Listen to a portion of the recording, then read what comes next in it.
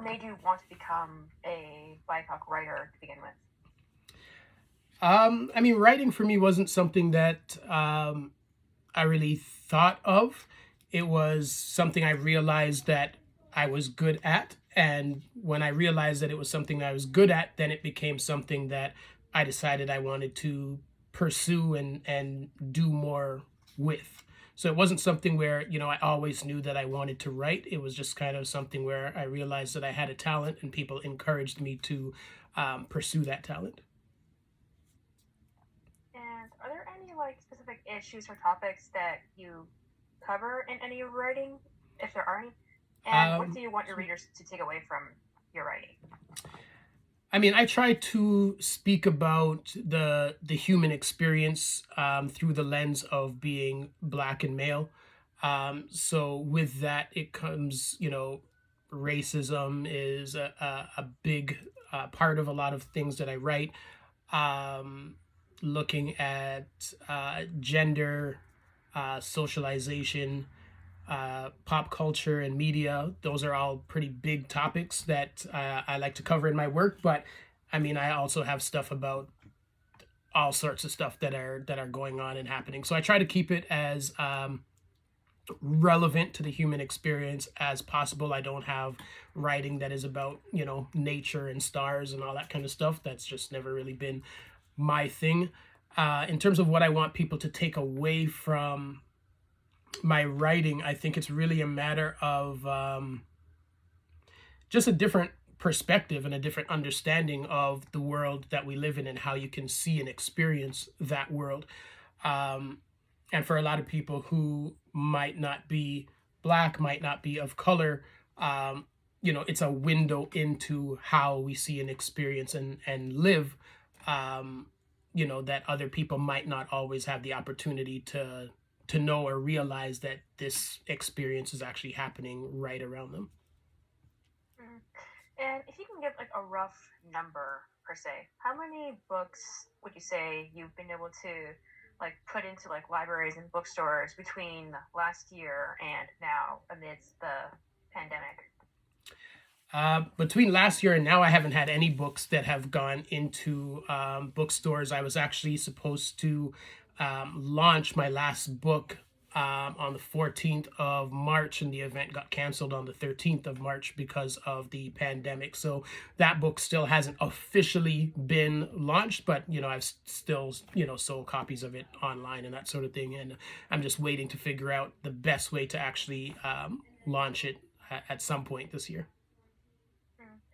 And on the almost on the overall, and you can mention some of your own like examples of your own books as well, but what would you say would be some of like the bigger reasons why like BIPOC writers and like their works are being a lot more recognized now than say from last year?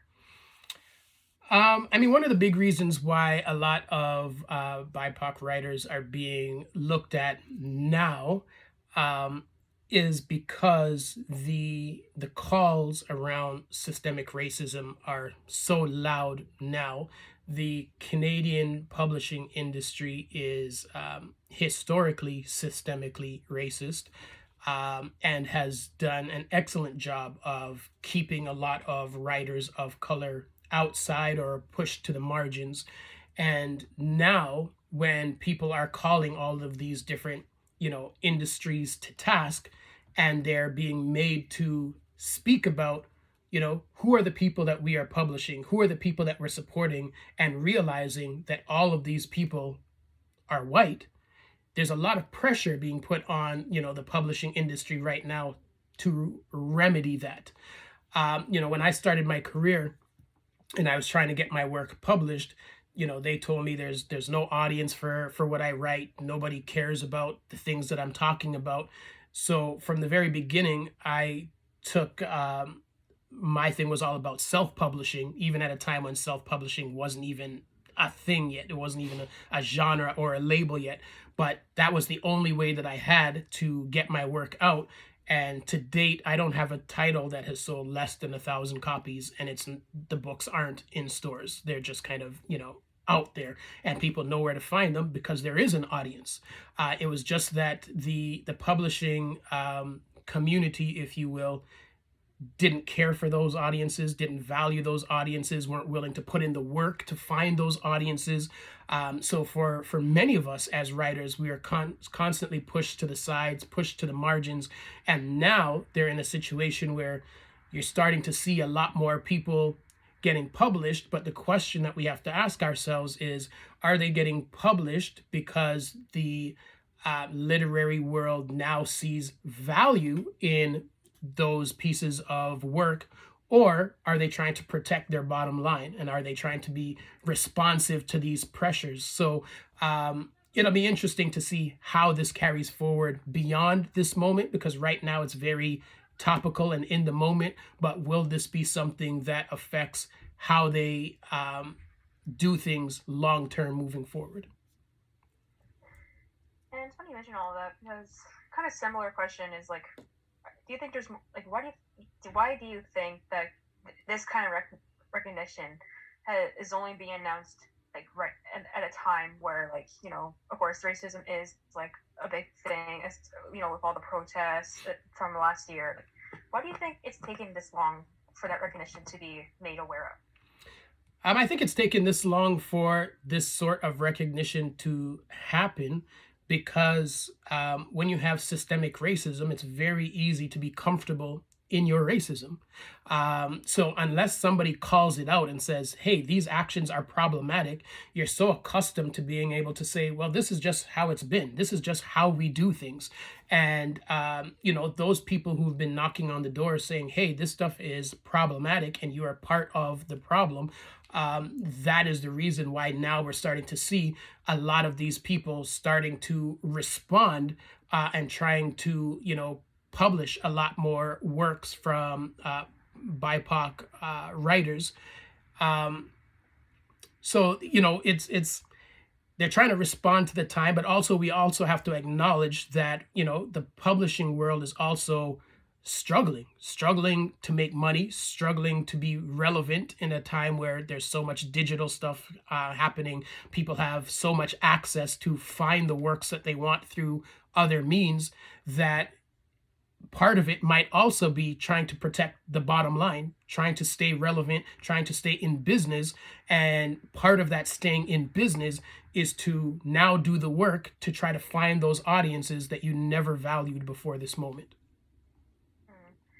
And whether you're like a starting out BIPOC writer, or you're someone like you who's been in this kind of like business for like a long time, what do you think what do you think all of this means for like the future of BIPOC writers and their writing?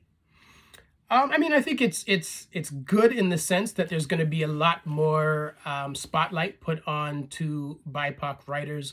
You're going to see a lot of awards and accolades and things going to BIPOC writers, and it's going to hopefully make people question, what brilliance have we missed out on all of the years that we kept these people to the margins? All of the years when we said, there's no market for this, nobody cares about this. How many writers did we lose? How many stories did we lose? How many people are now doing jobs and doing things that they never wanted to do because their hopes and dreams of writing were dashed aside because of how racist the publishing industry is? So I hope that people start to realize that, for a long time, we've probably been missing out on a lot of brilliance, on a lot of beautiful art that could have been out there, but the publishing industry kept out. And now we have the opportunity, especially with younger writers, to put the spotlight on many of these people and allow them the opportunity to have careers as writers. And what would you say are your final thoughts about like BIPOC writers in a whole, or like based on like where you see yourself as a BIPOC writer going in like 5 years from now, 10 years from now? Well, the thing with there's so many other people who are very similar to me, in the sense that when the industry says no, we find a way to make it happen, because we understand that there is value in our writing and in the stories that we are telling. So I think we're going to see a big proliferation of not just black, BIPOC writers, both independently, also in the publishing world, and people are going to see so many stories to be able to choose from, so many different perspectives to choose from, and I think we'll finally start moving towards a more equitable place on bookshelves in terms of the choices that people have for what they want to read. Hmm. All right then. And thank you so much for your time. No And just problem. before we end, like, do you have any recommendations for someone like me? Because again, I mentioned before, I don't read a lot from BIPOC writers. The last one I read was actually a memoir from a queer Muslim woman about her Canadian experience and being queer and Muslim in a place like Toronto. So, do you have any recommendations for me from your writing?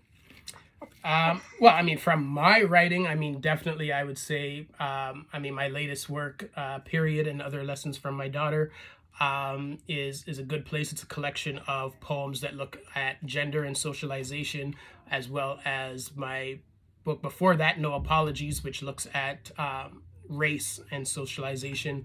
Also, definitely check out, The Skin I'm In by Desmond Cole, which I believe just recently won the Toronto Book Award. Also, In the Black by Denham Jolly, which won the 2018 Toronto Book Award. So those are, off the top of my head, those are some titles that definitely you should check out. Right then. Thank you so much. You're But very it was a welcome. pleasure talking with you. And I've told you I've on this before as well. Like, if journalism isn't my first pursuit and I want to pursue writing, like if you have like, other like writing tips for me or some experiences you'd like to share with me, I'm happy to hear them. Because I definitely want to hear more from people like you, and just to have that kind of like